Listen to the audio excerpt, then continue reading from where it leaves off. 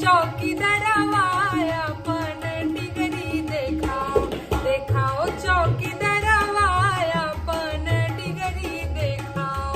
सुनाओ सारी जनता साहेबवा के गारी सुनाओ। एही रे फकीरवा के कपड़ा नहीं है, कपड़ा नहीं है, तन पे कपड़ा नहीं है। इनके 10 लखिया सूट पहनाओ, पहनाओ सारी जनता साहेबवा के गारी सुनाओ। सुनाओ सारी जनता साहेबवा के गारी सुनाओ। एही रे साहेबवा के गाड़ी नहीं है, गाड़ी नहीं है जी, घोड़ा नहीं है।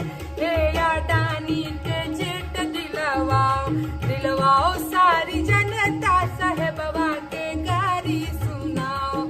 सुनाओ सारी जनता साहेबवा के गारी सुनाओ।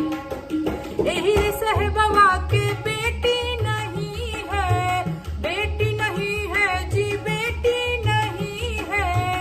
इनके बेटी के मरम बताओ, बताओ सारी जनता साहेबवा के गारी सुनाओ। सुनाओ सारी जनता साहेबवा के गारी सुनाओ। ऐसन साहेब के नइखे जरूरत, नइखे जरूरत आइल शुभ मुहूर्त।